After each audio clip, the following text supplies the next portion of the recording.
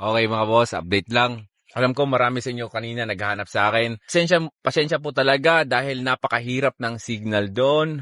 Umalis na kagad kami ng bandang 2:00 para nga makapag-update kagad sa inyo. Anyways, so far, yung grand opening ng Butterbonias Collection, so far napakaayos, napakaganda.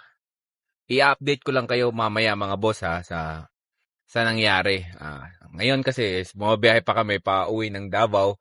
Siyempre, alam nyo naman, yung biyahe, it takes 5 to 6 hours. So, yun. Pagsisikapin ko mamaya pag-uwi ko, makapag-edit ako. Tsaka, by the way, nagkita kami kanina ni Susain. Buti na lang, nakausap ko siya. Kahit busy yung mga tao, sobrang daming tao, nakausap pa rin natin siya. Pero, eto nga, nakita nyo, napaiyak nga natin. Kasi yung tanong ko dito sa kanya, any last word kay Bobet? So, ayun, abangan nyo na lang ha. Tsaka, nagpunta pala sila Coach Jess. Tsaka marami. Yun.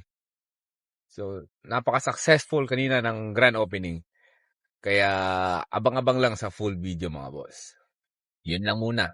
Meron akong kwento, isang love story na nangyari sa kanto. Habang ako'y papunta sa aking trabaho, ay may tumatakbo at bigla na lang kaming dalawa'y nagkabunggo. Ako'y nagtataka sa aking nadarama nang makita siya'y kumislap aking mata. Kahit ligaw tingin, sana ay iyong mapansin ang makumpleto ko ang love story You like it? ko. I love it. It's very nice. Wow, thank you. Nabigla ako